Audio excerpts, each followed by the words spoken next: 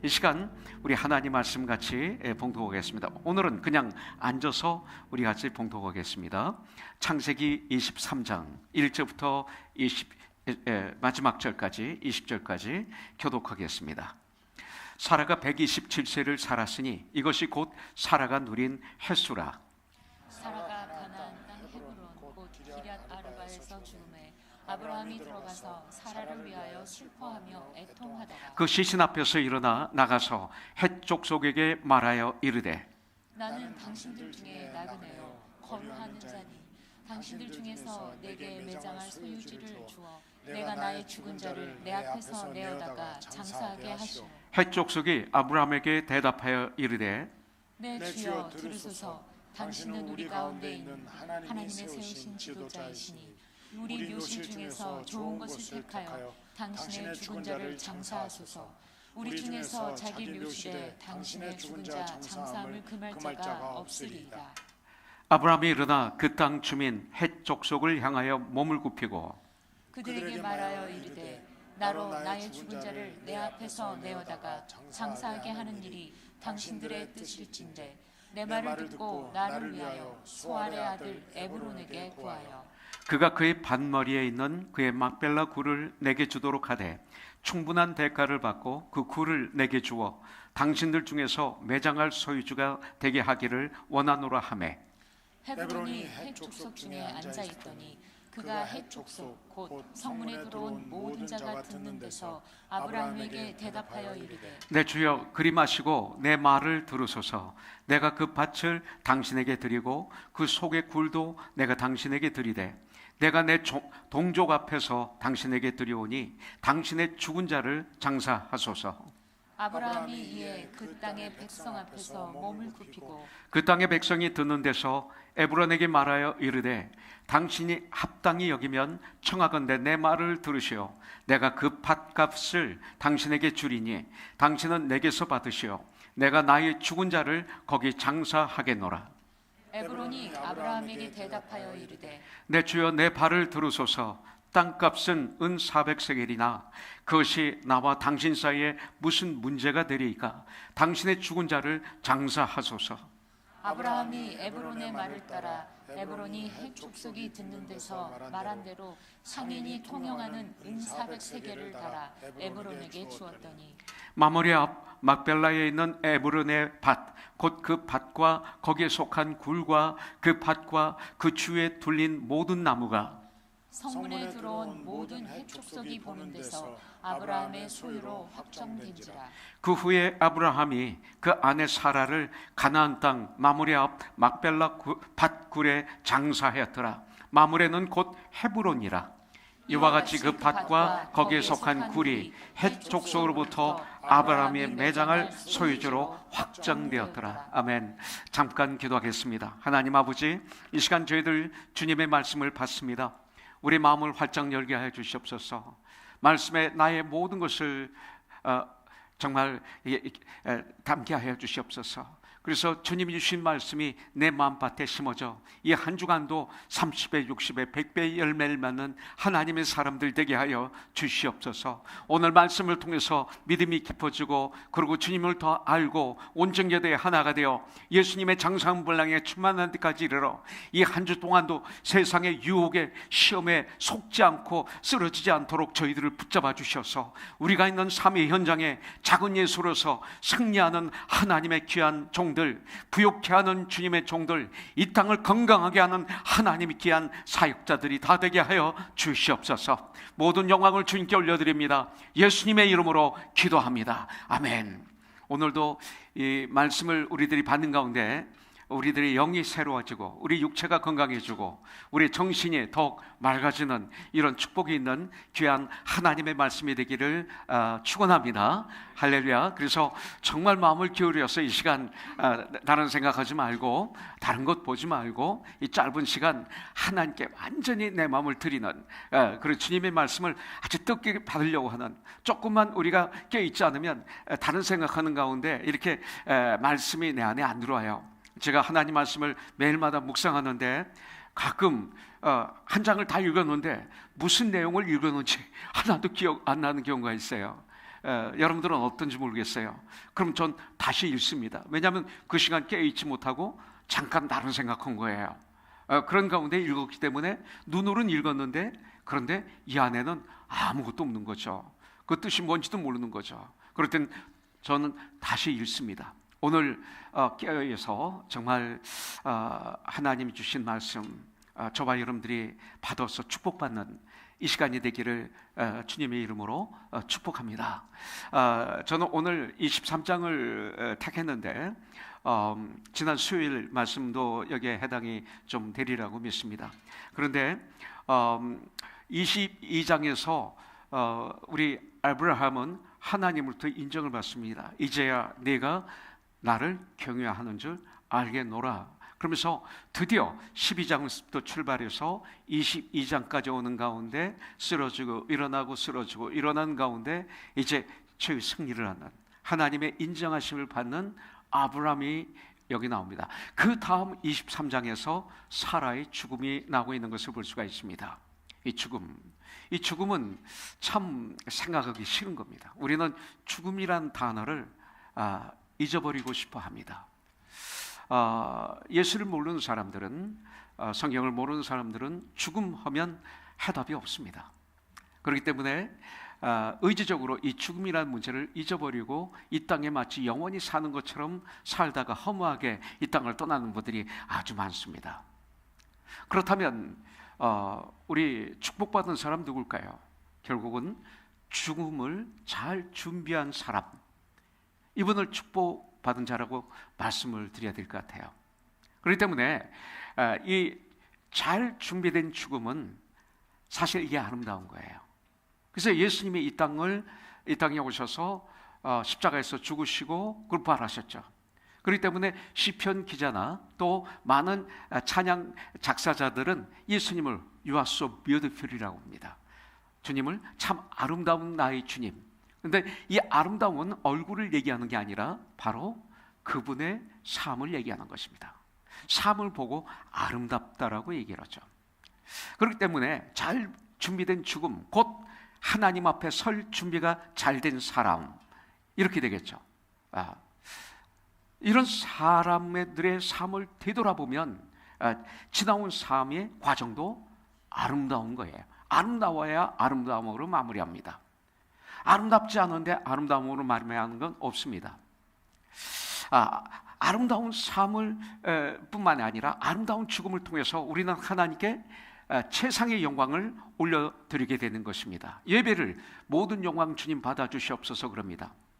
우리의 이 땅에서의 마지막 예배가 뭘까요? 이것이 바로 아름다운 죽음을 통해서 우리는 최상의 영광을, 예배를 하나님께 드리게 되는 거죠. 죽음, 전도서 7장 1절부터 2절에 보면 좋은 이름이 좋은 기름보다 낫고 그랬어요.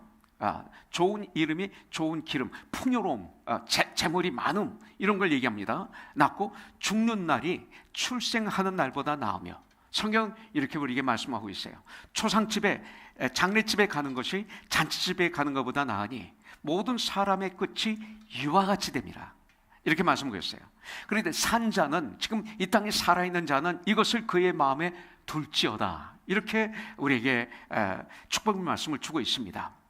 아름다운 이름이 보배로운 기름보다 낫다는 말이 무슨 뜻입니까? 이건 바로 이거예요. 우리의 인격, 우리의 신격, 우리의 성품이 제사보다 낫다 이거예요. 아름다운 기름, 제사, 예배를 또 얘기하기도 합니다. 그러니까 제사보다 낫다, 또 이 아름다운 기름은 재산을 얘기합니다. 그러니까 재산보다 낫다, 이렇게 성경은 말하고 있어요. 내가 좋은 집을 가지고 있을 수 있어요. 좋은 차를 탈 수 있어요. 좋은 지위, 좋은 인기, 권력을 가지고 있을 수 있는데 이것보다 더 나은 것은 뭐냐? 바로 나의 인격이다.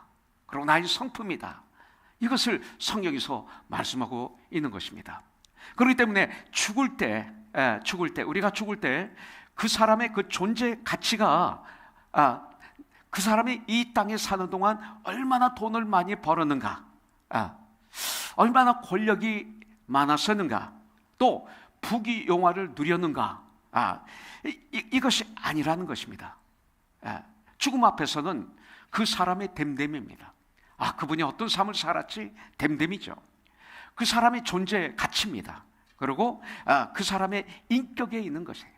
그분 정말 귀한 분이었어. 인격이었습니다. 예. 그래서 산자는 그의 마음에 이것을 그의 마음에 둘지어다. 예, 이렇게 마음에 이걸 우리는 두어야 되는 것입니다. 예. 여러분들 이것을 생각하여 여러분들 생각하면서 우리가 살아야 됩니다. 그럴 때 우리는 이 땅에서 마지막 죽음 앞에서 후회하지 않게 되는 것이죠. 사라는 이 땅에서 여러 가지 많은 시련과 환난을 당했습니다. 사라의 인생을 보면 정말 어려움이 많았었죠. 그런데 사라에게는 아름다운 이름이 있었습니다. 하나님이 주신 아름다운 이름이 있었죠. 이제부터 너는 사라라 하지 말고 사라라 하라, 이렇게 말씀하고 있어요. 사라라는 뜻은 여러 민족의 어머니, 여러 민족 중에서 구원받은 하나님의 사람들의 조상, 어머니, 하나님이 주신 이런 아름다운 이름이 있었습니다. 저와 여러분들에게도 보배로운 기름보다 아름다운 이름이 있기를 주님의 이름으로 축복합니다. 아름다운 이름, 하나님께서 불러주시는 이름, 하나님께서 인정하시는 믿음, 이것이 있다면 진정 복된 사람입니다. 어제 새벽 예배를 마쳤는데 우리 전병희 원사님 내려가네요. 일부 예배 드리고 좀 한번 그 청지기 모임을 갔는데 우리 전병희 원사가 늙은이 계속 그러고 있는 거예요. 늙은이도 귀하네요 하면서 늙은이 했다가 늙은 것들이 했다, 늙은 분들이 했다. 정신이 없었어요. 어제 아침에. 거기 주제가 늙은 분들이거든요. 근데 이거 가지고 간증을 하는데 참 은혜를 받았어요. 그런데 어쨌든 간에 이 늙은이라는 그 뜻은 어제는 참 좋은 뜻이었습니다. 그래서 참 막 흥분되어서 거기에 대해서 막 간증하고 그러고 말하는 것을 봤습니다. 그 말씀에 사로잡힌 거죠. 그러니까 끝나고 난 다음에는 말씀이 막 나오고 청지기 모임 때도 나와서 좀 얘기하라니까 막 그걸 얘기하고 그러면서 하루를 살아가는 그 모습을 볼 때 전병희 권사는 어제는 승리하는 삶을 분명히 살았다, 전 이렇게 믿을 수밖에 없었습니다. 아름다운 이름, 과연 우리 마리코 자매에게는 아름다운 이름이 있는지, 주에서 마리코 자매를 볼 때 어떤 이름을 줄지, 어떤 닉네임을 줄지 궁금합니다. 제가 볼 땐 참 아름답습니다. 아멘? 왜 본인이 아멘 안 해? 예. 자, 그 다음에 우리가 사라가 127세에 죽었어요. 사라를 통해서 우리가 볼 수 있는 것은 어느 누구도 죽음을 피할 수 없다. 정답이죠. 그런데 이것을 우리가 망각하고 살고 있는 것이죠. 우리는 반드시 죽는다는 것이죠. 그러나 죽음을 피하고 싶은 것이 인간의 본능이죠. 이거 소원입니다. 그런데 성경은 말하고 있죠. 히브리서 9장 27절에 보면 한 번 죽는 것은 사람에게 정해진 것이요 그 후에는 심판이 있으리니. 성경에서는 우리에게 그 뒤에 있을 일을 가르쳐 줍니다. 모든 사람은 죽는데 그 뒤에는 심판이 있다고 우리에게 가르쳐 줄 수 있습니다. 죽음은 피할 수 없는 것입니다. 죽음 후에는 곧 심판이 있다라고 우리에게 가르쳐 주고 있어요. 여러분들, 아브라함의 아내 사라가 127세에 죽었습니다. 참 오래 살았죠. 아브라함보다 10살 아래입니다. 그런데 아브라함보다 먼저 죽었습니다. 이거에 통해서 우리가 다시 한번 생각해야 될 것은 뭐냐면 죽음에는 순서가 없다, 이겁니다. 누가 먼저 죽게 될지 우리는 아무도 모른다는 것을 이 말씀을 통해서 우리에게 가르쳐주고 있습니다. 여러분들, 그렇기 때문에 우리는 오래 살기를 원합니다. 그래서 건강을 지키고 있죠. 그런데 사실은 오래 살아야 되지만 얼마나 오래 살았는가 보다 더 중요한 게 죽음입니다. 죽음 앞에는 얼마나 오래 살았는가가 아무 소용이 없습니다. 그죠?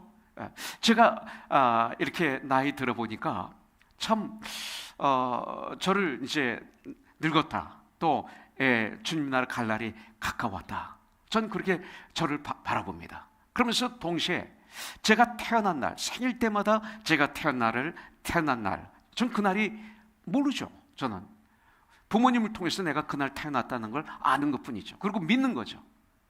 그래서 1949년 7월 18일 새벽에 제가 태어난 거예요. 저는 보지도 못하고 알지도 못해요. 근데 부모님이 말씀해 주셨기 때문에 난 이걸 철저히 믿고 생일을 지키고 있죠. 그때마다 제가 태어난 날이 아주 먼 과거가 아니라 조금 전 같아요. 조금 전에 제가 태어난 것 같아요. 어렸을 때부터 이렇게 성장합니다. 추석날이 되면 저는 어렸을 적이 생각납니다. 그래서 그 시골 충청남도 예산군 덕산면 목당리 452번지, 제가 거기서 태어났어요. 뒷동산에 밤나무가 있고 우리 집 뒤뜰에 감나무들이 있고, 그리고 우리 집 옆에는 호두나무가 있고, 그리고 우리 집 뒤뜰에 앵두나무가 있고, 이 모든 거 다 제 거였어요. 저 혼자 그걸 다 할머니하고 같이 살았는데, 애기였을 때 또 뒷집에 우리 함께 사는 분들이 좀 있었어요. 근데 저를 이제 제일 그분들이 섬겨주고 그랬습니다. 모든 거 좋은 건 다 제가 그때 가서 따먹고, 또 산에서 산 꿀이 나오면 저한테 갖다 주고, 추석날만 되면 전 어렸을 때 생각나는데 바로 어제 같습니다. 그렇게 먼 옛날이 아니었다는 것이죠. 그렇기 때문에 여러분들, 죽음 앞에서는 과거의 일이 그렇게 중요하지 않습니다. 중요한 건 뭡니까? 무엇을 내가 하며 살았는가? 내가 어떻게 살았는가? 이것이 더 중요한 것입니다. 여러분들, 제가 좋아하는 짐 엘리엇 선교사님이 계십니다. 젊은 나이에 에콰도르에 선교사로 들어갔죠. 그리고 거기서 순교했어요. 총을 가지고 있었지만 그 인디안들을, 원주민들을 총으로 쏘지 않고 오히려 그 인디안들에게 창으로 찔림을 받아서 처참하게 죽임을 당했어요. 예수를 믿지 않는 사람들은 바보다, 어리석다, 그 똑똑한 젊은 사람, 나라에 그 유익을 주지 않고 저렇게 허무하게 죽었구나, 그 당시 신문에 그렇게 났다고 그럽니다. 그러나 이 엘리엇이 그렇게 죽음으로 말미암아 그 부인이 그곳에 들어가서 엘리엇을 죽였던 사람을 구원시키고 그가 목사가 되게 하고, 그 지역에 수많은 그 인디안들이 예수를 영접하고 그 주위가 변화되는 한 영혼을 통해서 이런 놀라운 역사가 일어났습니다. 참 짤막하게 살았지만 이분은 의미 있게 살았고 보람 있게 살다가, 하나님이 기뻐하시는 삶을 살다가 주님 품에 안긴 하나님의 사람입니다. 이번 커넥션 기간에 에콰도르에서 선교하시는 이진호 선교사님이 오십니다. 우리가 내년에는 남미, 중미로 단기 선교를 가려고 기도하고 있었는데 하나님이 에콰도르를 허락하시는 것 같습니다. 이번에 오시면 선교국 교제하는 가운데 아마 내년 선교는 에콰도르 우리 가지 않겠는가. 그러면 주님이 허락하시면 짐 엘리엇이 죽은 곳, 사역했던 곳을 우리가 방문할 수도 있게 되겠죠. 좋은 교훈을 받을 수 있겠죠, 우리 젊은이들에게. 스데반 집사를 한번 생각해 보십시오. 여러분들, 어떤 분들은 그래요. 스데반 집사가 너무나 억울하게 죽었다, 이렇게 말합니다. 그러나 가만히 말씀을 묵상해 보면 스데반 집사가 이 땅에 태어나게 된 이유, 하나님이 이 땅에 스데반 집사를 보낸 이유는 바로 그 순교를 위해서 보내시지 것을 알게 됩니다. 바로 그 일 때문에 하나님께서 스데반을 이 세상에 보내심을 알게 되는 거죠.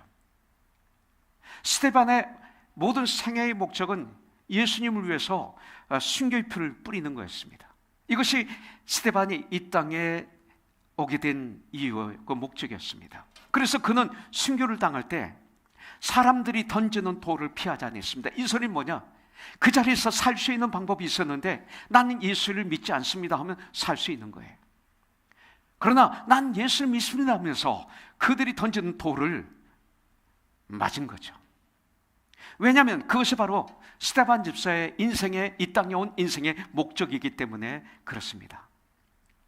스데반 집사가 돌에 맞아 죽음으로 말미암아 사울이라는 청년이 위대한 바울로 바뀌게 됐잖아요. 스데반 집사를 통해서 바울이 예수를 영접하고, 스데반 집사를 통해서 바울이 하나님께 헌신하고 결단한 역사가 일어났던 거예요.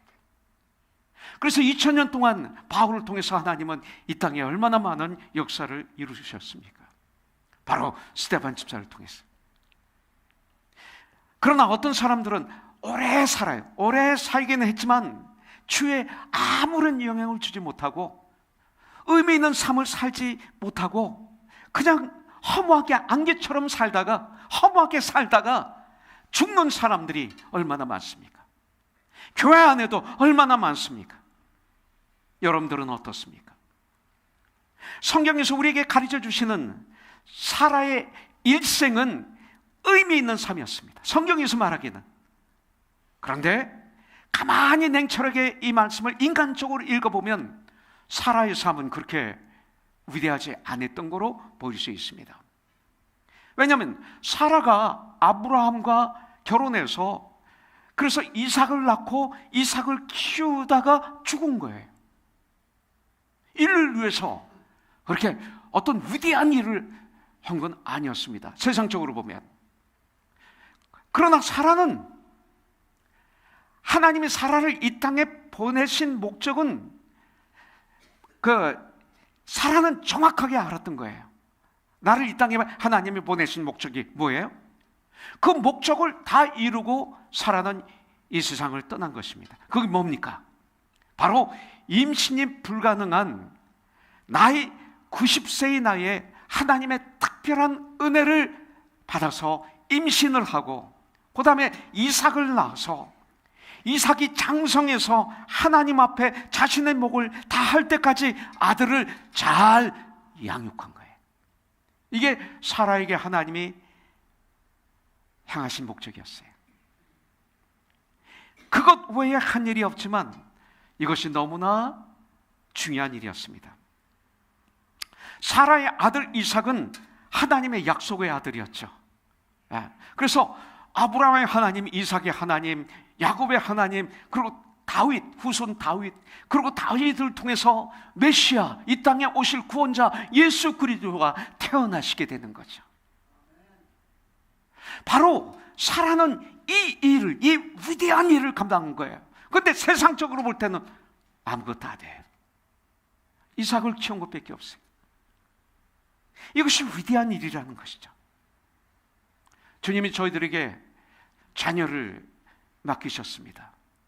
난 여러분들이 이런 사라같이 하나님의 맡기신 일을 잘 감당하는 우리가 되기를 주님의 이름으로 축복합니다. 너무나 중요한 일이었어요. 마리아, 바로 마리아를 통해서 예수님이 이 땅에 오시죠. 마리아가 한 일이 뭐 위대합니까? 성령으로 잉태하셔서 임신해서 이 땅에 오신 분이 예수님의 메시아 예수님. 그래서 예수님을 임신하고 그리고 낳고 키운 것밖에 없어요. 이것이 바로 마리아의 평생의 삶이었어요. 하나님이 마리아에게 맡긴 그 이 땅에 사는 목적은 바로 예수님을 낳아서 키우는 이 역할을 맡기셨어요. 이거 한 거예요. 그런데 성경은 이 마리아가 아주 영광스러운 삶을 살았다라고 얘기하고 있어요. 가장 영광스러운 삶을 살았다. 그래서 천주교에서는 마리아를 숭상하는 거죠. 숭배하는 거죠. 그러나 우리는 마리아를 숭배는 안 하지만 존경하고 존중하죠. 믿음의 여인으로 우리는 사랑하죠. 여러분들, 바로 이것이 목적입니다. 그렇기 때문에 우리가 의미 있는 삶을 살아야 돼요. 그리고 목적이 있는 삶을 살아야 돼요. 보람이 있는 삶을 살아야 돼요. 이것만큼 영광스러운 삶은 이 땅에 없다는 것입니다. 우리가 가장 의미 있는 삶은 뭡니까? 하나님의 목적과 하나님의 계획에 의한 삶을 사는 거예요. 이거에 대해서 고민해 보셨습니까? 그냥 교회 나갑니까? 그냥 봉사합니까? 여러분들, 나의 삶의 의미는 무엇입니까? 이걸 생각해야 돼요. 내가 지금 이 땅을 사는 나의 삶의 의미는 무엇인가?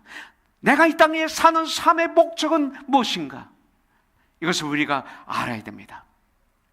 나는 무엇을 위해서 이 땅에 태어났고 무엇을 하다가 하나님 나라로 갈 것인가? 고민해야죠. 사라는 이삭을 키워 하나님께 바치는 목적을 가지고 이 땅을 살았던 거예요. 내가 원하는 일을 하다가 내 육신의 만족을 위해서, 내 안목의 만족을 위해서 그렇게 살다가 잘못하여 예수님을 동전 30명에 팔았던 유다처럼 계속 예수님을 팔아버리던 삶, 여러분들은 나는 아니라고 할지 모르지만 정말로 깨닫지 않으면 예수님을 유다처럼 날마다 팔아요. 주님을 위해서 사는 게 아니라 나를 위해서 예수님을 악용하고 그러다가 죽으면 안 되는 거죠. 저는 마태복음 25장 21절을 너무 좋아합니다. 그 주인이 이르되, 예수님께서 나에게 말씀하시되, 잘하였도다 착하고 충성된 종아, 내가 적은 일에 충성하였음에 내가 많은 것을 내게 맡기리니 내 주인의 즐거움에 참여할지어다. 내 마음이 원하는 대로 사는 게 아니죠. 우리가 예수를 믿지만 깨닫지 않으면 내 마음에 원하는 대로 살고, 내 마음에 원하는 대로 예수를 믿고, 내 마음에 원하는 대로, 이거 아니죠. 사라는 이 땅에 사는 목적을 정확하게 알았습니다. 그런데 그 남편은 아브라함을 보기를 원합니다. 22절 돌아가 보십시오. 어떻게 하나님 말씀에 순종해서 100세에 낳는 그 아들, 자기 생명보다도 귀한 아들 이삭을 모리아산에서 제물로 바칠 수 있었습니까? 그 이유는 바로 부활의 믿음이 있었기 때문에 그렇습니다. 아브라함에게는 부활의 믿음이 있었습니다. 사라에게도 마찬가지입니다. 그런데 아브라함은 사라가 127세에 죽으니까 죽음을 슬퍼하며 애통해야 합니다. 근데 가만히 보십시오. 아브라함은 자기를 위해서 슬퍼하고 애통하는 것이 아니라 사라를 위해서 슬퍼하며 애통해야 합니다. 이게 굉장히 중요합니다. 2절에 보니까 사라가 가나안 땅으로, 곧 기럇 아르바에서 죽음에, 가나안 땅 헤브론, 곧 기럇 아르바에서 죽음에, 헤브론에서 죽었습니다. 아브라함이 들어가서 사라를 위하여 슬퍼하며 애통하다가 이렇게 말하고 있습니다. 자, 저를 들여다보시기 바랍니다. 각자. 우리가 장례장에 가면, 또 우리의 부모님이나 우리 가족이 이 땅을 떠날 때 사실 많은 분들 애통해하고 슬퍼하고 웁니다. 그런데 문제는 뭐예요? 사라를 위해서, 죽은 자를 위해서 우는 게 아닙니다. 나를 위해서 웁니다. 거기가 뭐라고 그래요? 어머님, 아버님, 왜 나를 놔두고 먼저 가셨습니까? 이게 내 안에 있는 거예요. 왜 나를 놔두고 먼저 가셨습니까? 나는 어떡하라고 먼저 가셨습니까, 어머니? 이렇게 우는 게 대부분이에요. 전 장례집 가서 그렇게 우는 분들을 많이 봤어요. 막 울어요. 엄청나게 울어서 예배를 방해하는 경우가 있었어요. 근데 보면 그분이 떠남으로 자기가 문제가 생긴 거예요. 그래서 그렇게 우는 거예요. 이런 경우가 너무나 많이 있습니다. 사실 아브라함은 갈대아 우르를 떠날 때도, 자기 고향을 떠날 때도 울지 않았습니다. 기근을 만났을 때도 아브라함은 울지 않았습니다. 조카 롯이 사로잡혀 갔을 때도 아브라함은 울지 않았습니다. 하갈과 이스마엘을 내쫓을 때에도 가슴이 너무나 아팠지만 아브라함은 울지 않았습니다. 100세에 얻은 이삭을 바치라는 명령이 떨어졌을 때에도 아브라함은 울지 않았습니다. 그러나 그렇게 사랑하던 아내 사라가 죽다가 사라를 위해서 아브라함은 애통하고 슬퍼했다고 성경은 말하고 있습니다. 이게 누구의 마음입니까? 예수님이십니다. 사랑하는 사람을 위해서 눈물을 흘리는 모습, 저는 아름답다고 믿습니다. 예수님은 이 세상의 수많은 불쌍한 영혼들을 보시면서 애통해하시고 슬퍼하시고 우셨습니다. 사라를 위해서 울었던 아브람, 우리 예수님의 마음을 볼 수가 있습니다. 여러분들, 예수님이 나사로가 죽었을 때 보고 애통해 하셨습니다. 그렇다면 이 죽음에 대해서 다시 한번 생각해 봐야 됩니다. 죽음은 어디에서 왔고, 죽음의 원천이 있죠. 또 죽음은 왜 눈물을 흘리게 하며 애통하게 하는 것일까? 이거죠. 이유는 바로 여기 있습니다. 로마서 6장 23절에 보면 죄의 싹슨 사망이요, 죄의 열매는 사망이고 죄 때문에 죽음이 왔다 이거예요. 그래서 우는 거예요. 그 영혼을 위해서. 그 다음에 하나님의 은사는, 이건 뭐예요? 은사는 값없이 받은 선물, 이런 뜻입니다. 그래서 하나님이 우리에게 값없이 주신 선물은 이 소리입니다. 그리스도 예수 우리 주 안에 있는 영생이니라. 영생, 구원, 이것이 하나님이 값없이 우리에게 주신 선물이다. 근데 우리는 이 선물에 대해서 너무 생각이 없기 때문에 이거에 대해서 잘 감이 안 올지 몰라요. 근데 가만히 보십시오. 돈을 주고 사는 것은 가치가 없는 거예요. 사실 중요한 것은 거저받는 것입니다. 정말 사랑하는 사람들에게는 돈 주고 돈 받고 주지 않습니다. 정말 사랑하는 사람에게는 거저 줍니다. 나의 자녀들에게 거저 줍니다. 벌써 자녀들을 위해서 재산을 다 예비해 놓으신 부모도 우리 교회에 있는 걸 알고 있습니다. 사랑하니까.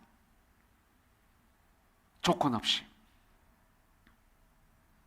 돈은 받는 것은 사랑이 아닙니다. 그건 당연한 겁니다. 사랑에는 주게 돼. 사랑은 주는 것. 이렇게 말하고 있어요. 그렇기 때문에 하나님의 은사, 하나님이 우리에게 거저 주신 너무나 중요한 선물, 그리스도 예수 우리 주 안에 있는 영생이니라, 이렇게 말하고 있어요. 아담과 이브는, 최초로 이 땅에 태어난 사람 아담과 이브는 하나님의 형상대로 지으심을 받았어요. 그런데 하나님은 누구예요? 하나님 하면 죽음이라는 것이 존재하지 않아요. 하나님은 영생이에요. 영원히 살아계신 분, 어제나 오늘이나 영원토록 동일하신 분, 하나님의 형상으로 창조함을 받은 인간들도 영생이었어요. 그런데 아담이 죄를 지음으로 말미암아, 다시 한번 얘기합니다. 이 죄는 뭐예요? 에덴 동산, 이 세상 우주 만물을 다스려라, 정복하라. 그러나 한 가지만 하면 안 돼. 너 나보다 높아지려고 하지 마. 네가 하나님이 되려고 하지 마. 그럼 넌 정녕 죽어. 우리를 위해서 이것만 하지 말라고 가르쳐 주셨는데, 사탄이 꼬임에 넘어가서 내가 하나님과 싸워 이기려고 한 거예요. 하나님처럼 되려고 한 거예요. 하나님보다 높아지려고 한 거예요. 그러면 죽는데, 이거예요. 이게 죄였어요, 여러분들. 그래서 하나님 말씀에 불순종함으로 말미암아 에덴 동산에 쫓겨나고 화인검이 서게 되고, 그 순간 정말 하나님 말씀대로 정령 죽으리라, 이 죽음이 들어온 거죠. 죽음 안에는 절망이 있고 좌절이 있고 어둠의 세계, 이게 죽음과 같이 있는 거예요. 그것이 인간 세상에 들어오게 된 것입니다. 그래서 인간들에게 있는 현실적인 문제는 뭐예요? 죄로 말미암아 들어온 죽음입니다. 근데 죽음의 문제를 우리는 깊이 생각하지 않습니다. 그냥 피해가고 싶습니다. 우리에게는 이미 해답이 있고 이미 이 문제를 해결됐는데도 무의식 중에 하나님 말씀을 너무나 몰라서 이 죽음을 슬쩍 피하려고 합니다. 죽음의 문제를 정확하게 알아야 됩니다. 죄로 말미암아 돌아온 이 죽음, 죽음과 같이 따라온 질병, 그 다음에 물질로 말미암은 저주, 절망, 어두움, 두려움, 이런 것들이죠. 그래서 예수를 모르는 이 땅에 사는 사람들은 이런 것들의 노예가 되어 있습니다. 우리도 예수 안에 거하지 않으면 즉시 이런 것들의 노예가 되어서 자유를 박탈당하고 현재 구원을 놓치게 되는 걸 볼 수가 있습니다. 죄로 인해서 죽음은 인생의 끝이며 죽음으로, 그리고 그 죽음이 인간을 지배하고 있습니다. 그러나 죽음이 절대로 정복하지 못한 분 한 분이 계시죠. 그분이 누구예요? 바로 우리 주 예수 그리스도이십니다. 이걸 알아야 돼. 이게 나는 이 성령님의 도우심을 받아서 저와 여러분들의 이 마음에 아주 뜨겁게, 막 뜨겁게 은혜로 임하는 이런 시간이 되기를 기도합니다. 여러분들, 예수는 인류의 모든 죄 때문에 죽으시기 위해서 이 땅에 오신 것입니다. 우리의 죄를 해결해 주시기 위해서 이 땅에 오신 분이 성자 예수 그리스도이십니다. 그래서 우리의 모든 죄를 짊어지시고 십자가에서 죽으셨어요. 3일 만에 죽음을 이기시고 승리하시고 부활하셨어요. 그렇기 때문에 이제는 요한복음 3장 16절이 바오가 있는 거예요.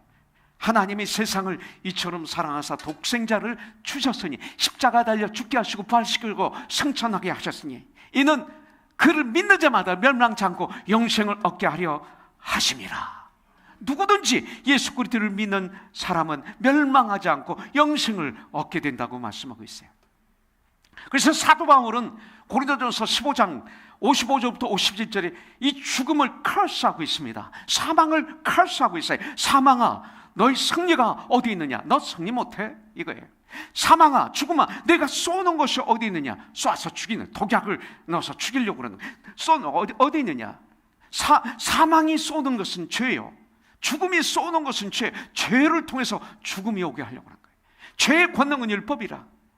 예수님이 오시기 전에. 그러나 우리 주 예수 그리스도로 말미암아 우리에게 승리를 주시는 하나님께 감사한다 하면서 58절을 선포하는 거예요. 55절부터 57절이 있기 때문에 58절이 있는 거죠. 외칠 수 있는 거예요. 그러므로 내 사랑하는 형제들이여, 견실하며 흔들리지 말고 항상 주의 일에 더욱 힘쓰는 자들이 되라. 너희 수고가 절대로 헛되지 않는 줄을 우리가 아멘이라 하고 앞을 향해서 달려가는 거죠. 여러분들, 이 죽음은 인생의 끝이지만 예수 그리스도로 말미암아 우리는 사망을 이길 수 있다, 이렇게 말하고 있습니다. 살아도 죽었고 우리도 어느 날 죽습니다. 그러나 예수 그리스도 안에 있는 분들은 죽음의 권세를 이기고 그리고 부활하고 그리고 승리할 줄 나는 확실히 믿습니다. 그렇기 때문에 우리 효정자매도 그렇지만 나도 암이 나를 정복 못하는 거예요. 암이 나를 죽일 수는 있지만, 그래서 주님 앞에 가도록 다리를 놔줄 수 있지만 암이 나의 생각을, 나의 믿음을, 나의 사역을 황복하게 하지 못하는 거예요. 바로 이것 때문에, 이 부활을 믿기 때문에. 여러분들, 이제 사라를 매장할 장소를 아브라함이 구합니다. 아주 중요합니다. 이것이 왕같은 제사장의 사명입니다. 먼저 아브라함은 자신들이 살고 있는 땅에 그 해족속을 찾아가서 내 아내 사라를 매장할 매장지를 팔라고 요청합니다. 아브라함은 자신을 4절에서 보면 나그네요, 거류민인 나라고 말하고 있습니다. 아브라함은 자기에 대해서 정확하게 합니다. 아브라함은 자기가 나그네 뿐만이 아니라 거류민이라고 말하고 있습니다. 거류민은 영원히 평생 사는 곳이 아니라 내가 잠시 살다가 떠날 곳, 이게 거류한다, 이렇게 말합니다. 그런데 아브라함만이 거류민이고 나그네가 아니라 저와 여러분들이 바로 우리의 인생은 이 땅에서 나그네입니다. 이 땅에 영원히 살 수 없습니다.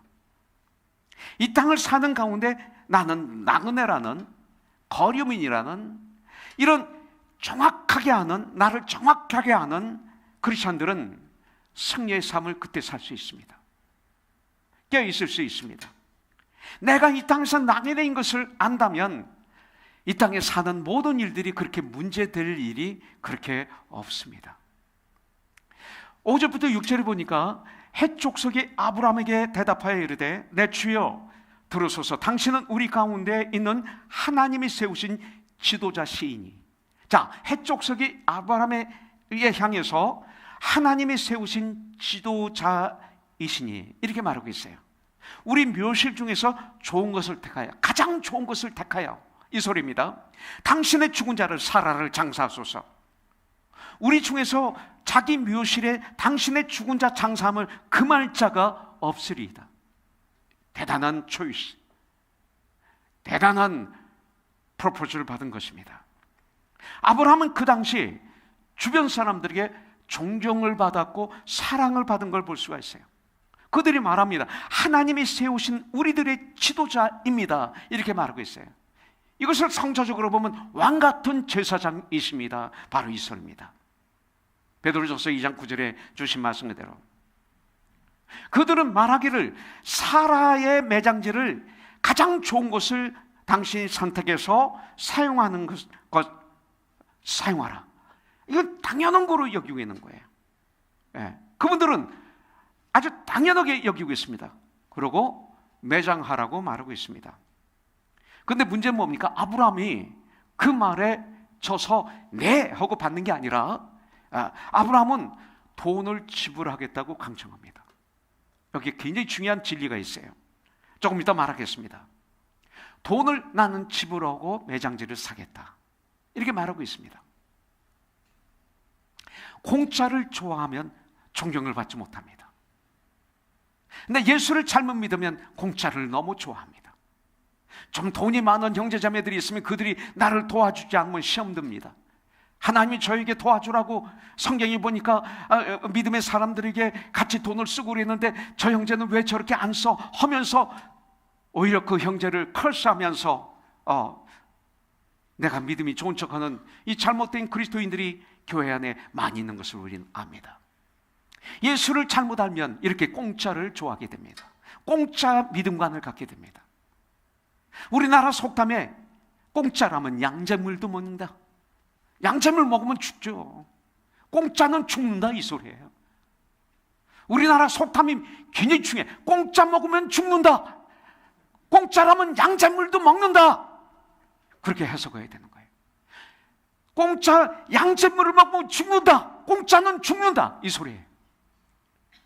이걸 가슴팍에 새겨놔야 돼. 우리가 받을 건 생각도 하지 말아야 돼. 줄 것만 생각해야 돼. 예수 믿는 사람들은 그렇지 않으면 큰일 나요. 왜? 예수님은 이 땅에 오셔서 모든 걸 다 주셨어요. 시간도 생명도 하여튼 모든 걸 다 주셨어요.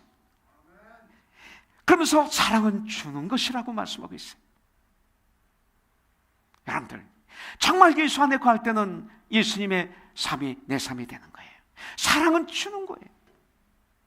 받는 것보다 주는 자에게 더 복이 있다고 말씀하고 있어요. 그런데 이 시대 교회 나가는 수많은 사람들이 계속 받기만 원하고 있고 주지 않는 삶을 사는 사람들이 얼마나 많이 있는지 몰라요. 이분들은 절대 존경받지 못해요. 이렇게 아브라함이 해족속을 향해서 몸을 굽힙니다. 이게 쉬운 것 같아요? 쉬워요? 아니에요. 아브라함이 해족속을 향해서 몸을 굽히는 것은 진실이었습니다. 그 뜻이 뭡니까? 겸손했다 이거예요. 여러분들 우리 자녀들 어린이들을 존중할 수 있습니까? 초창기에 제 방에서 캔디를 가지러 우리 아이들이 많이 옵니다. 그때 내 방에서 중요한 얘기를 하던 형제들이 야 너희들 잠깐 나가 있어. 목사님하고 우리가 중요한 얘기하니까 너도 나가 있어. 무의식 중에 들어오는 마음이죠. 그들에게 머리를 숙일 수 없는 거죠. 어린아이니까 무시하는 거죠. 그럼 제가 수도 없이 합니다. 아니야 너희들도 존귀한 자들이야. 내가 너희들하고 먼저 약속했어. 이리 와. 그리고 나하고 허구하자.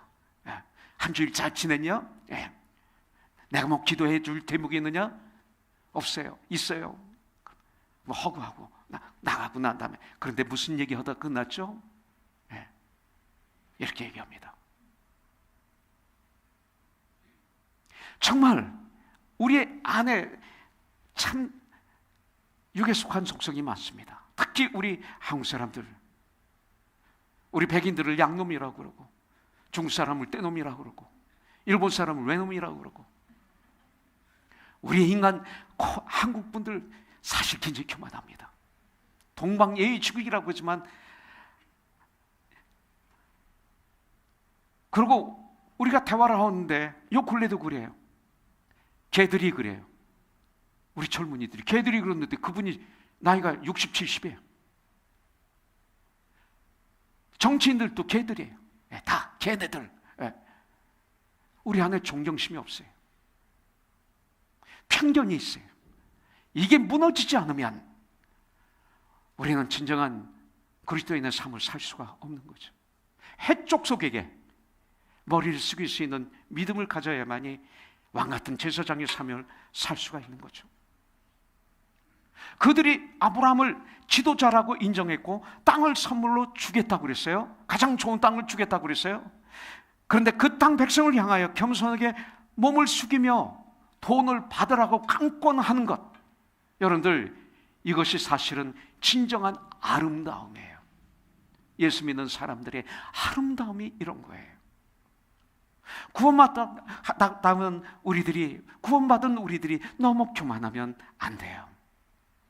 이 시대에 깨어있지 않으면 우리가 말의 인격이 없을 수 있어요. 언어의 인격.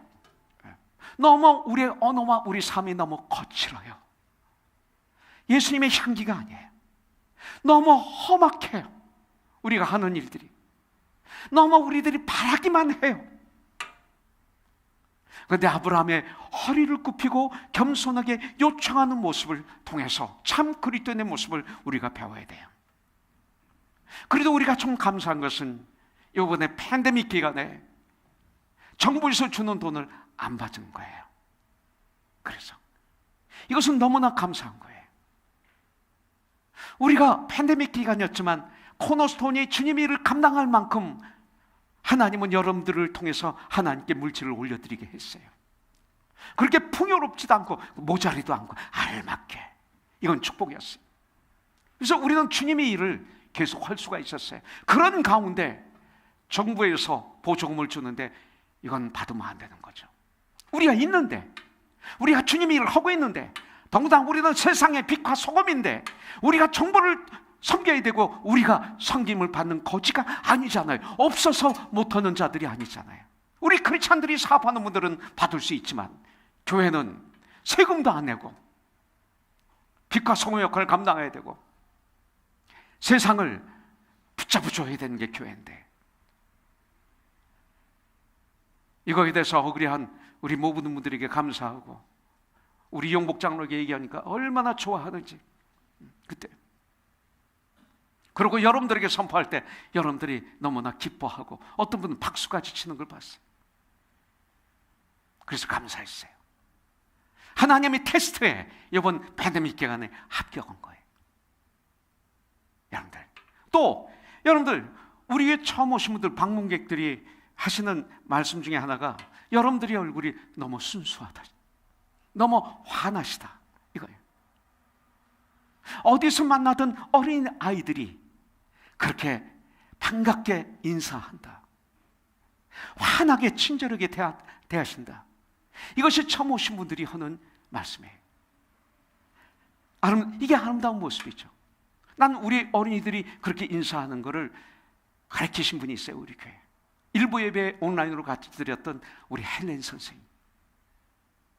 썬데이 스쿨을 맡았을 때 정말 수년 동안 이것을 함께 프랙티스를 하는 가운데 이것이 우리 교회 어린이들에게 이제 흐름이 되어서 정말로 두 번 만나면 두 번 인사, 세 번 만나면 세 번 인사, 막 뛰어다니 또 만나면 인사, 뛰어다니 또 만나면 인사. 제가 가만히 봤어요. 그랬더니 한 세 번 인사하는 어린이도 봤어요. 같은 사람에게. 이게 아름다움이 아닐까요? 난 절대 이건 놓치고 싶지 않아요. 코너스톤 하면 이것이 떠올랐으면 좋겠어요. 이것이 아브라함입니다. 여러분들, 아브라함은 미리 마음에 두고 있는 땅이 있었습니다. 바로 헤브론이죠. 에브론 이렇게 외우시면 쉽습니다. 그 바로 에브론이라는 사람이 소유하고 있는 막벨라 굴이었습니다. 10절부터 11절에 보니까 그 땅 주인인 이 에브론이 아브라함의 말을 듣고 아브라함에게 굴과 동굴과 밭도 모두 주겠다고 말합니다. 그리고 사람들 앞에서 아브라함에게 주겠다고 약속도 합니다. 3번씩이나.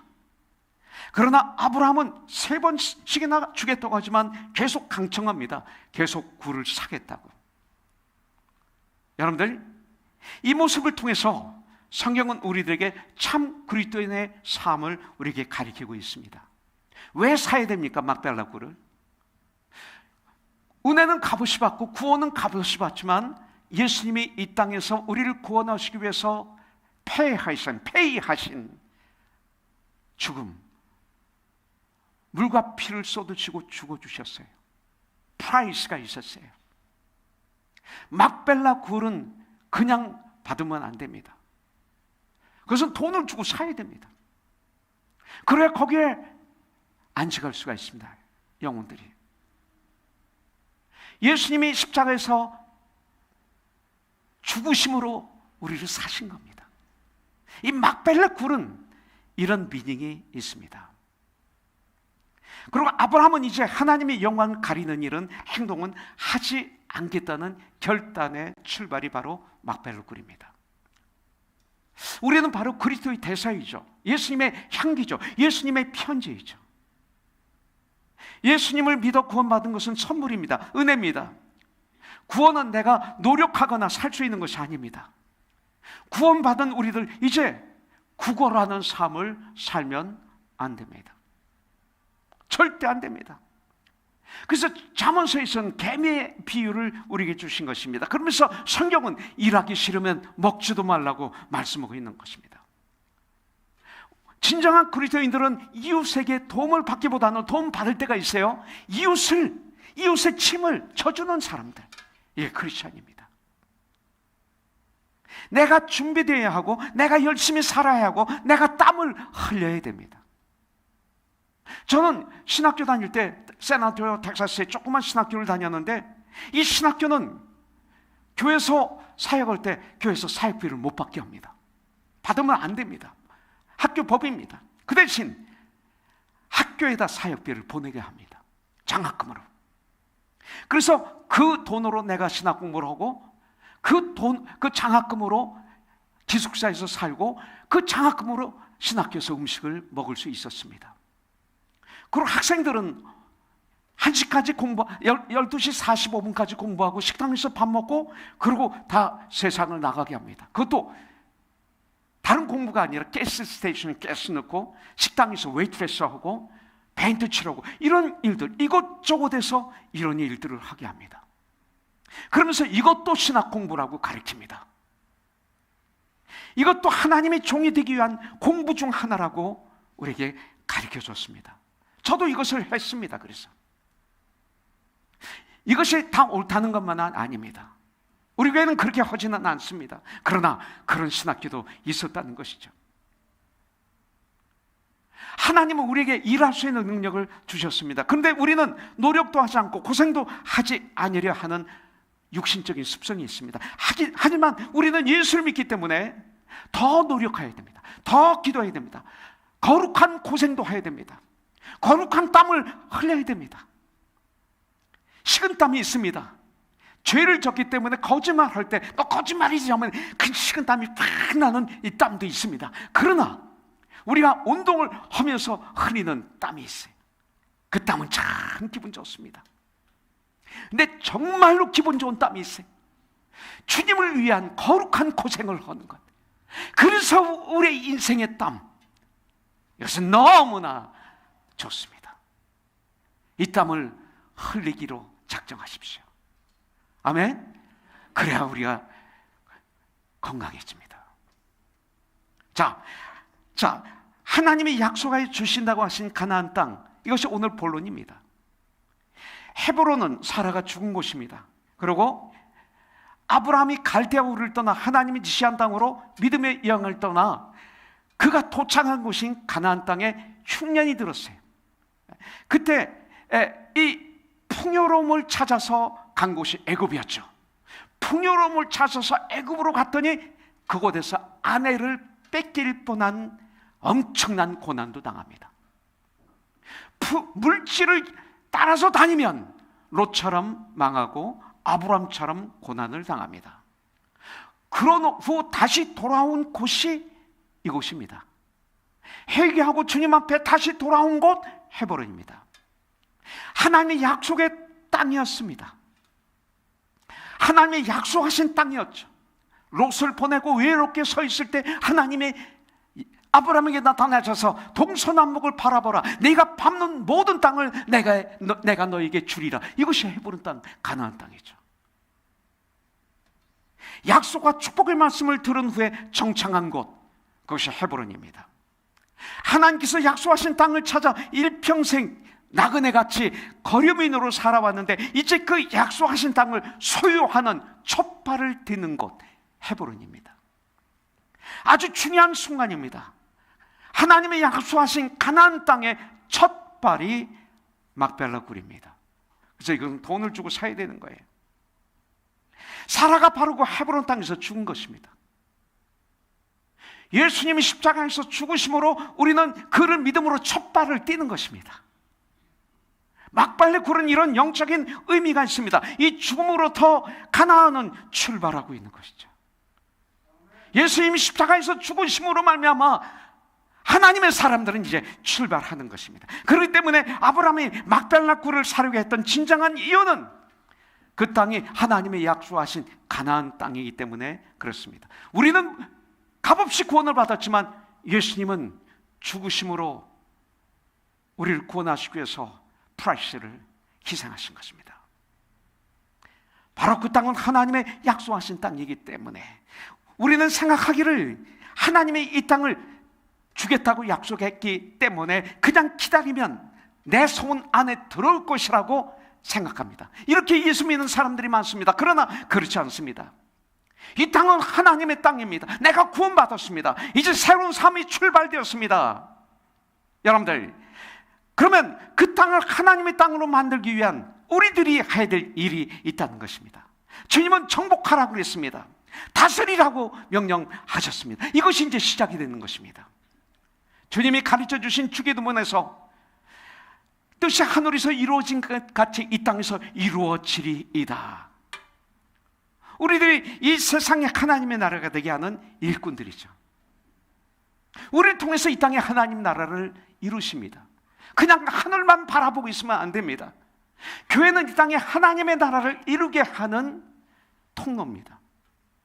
얼마나 교회가 크든 작든 관계없습니다. 수십만 명이든 몇십 명이든 간에 그 교회가 선 지역에 하나님의 이름이 아름답게 흐르지 않으면, 은혜가 흐르지 않으면, 그들로부터 저들은 진정 그리스도인이다라는 소리를 듣지 않는다면 그 교회는 잘못된 교회입니다. 하나님이 이 땅을 주시겠다고 약속하셨어요. 그렇기 때문에 막벨라 굴을 사려고 하는 것입니다. 믿음에는 땀이 있어야 되고 눈물이 있어야 되고 개척이 있어야 되고 우리의 헌신을 주님은 요구하십니다. 그래서 이번에도 커넥션을 우리가 이렇게 땀을 흘면서 희생하면서 기쁨으로 준비하는 것입니다.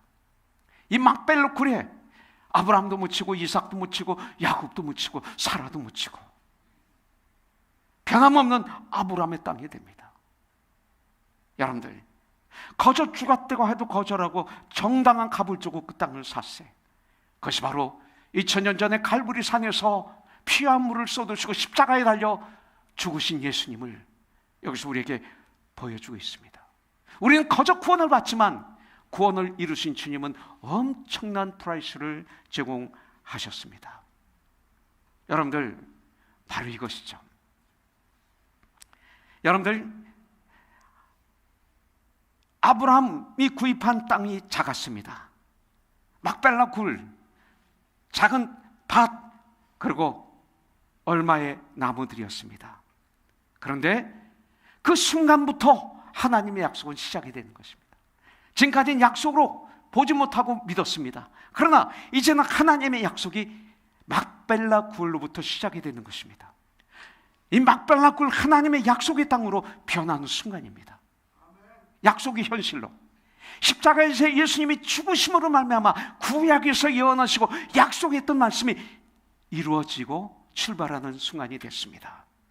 내가 가지고 있을 때는 그저 보통 땅이었지만 이 막벨라 굴이, 그 밭이 하나님이 그 땅에 기름을 부으실 때는 축복 땅이 되었고, 그리고 민족을 살리는 땅이 됐고 하나님의 역사를 이루시게 하는 땅이 된 것이죠.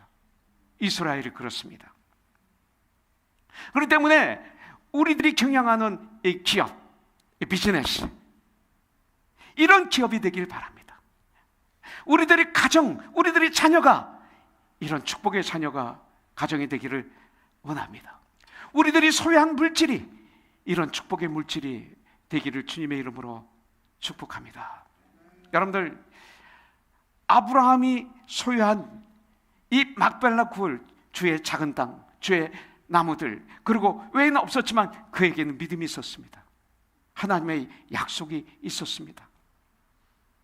아브라함은 그것을 멀리서 보고 믿음의 결정을 하고 행동으로 씨를 뿌린 것입니다. 아브라함은 이 땅에 사는 것이 목적이 아니라, 이 세상의 목적이 아니라 더 나은 본향, 더 나은 본향, 이 천국의 소망이 있었다는 것이죠.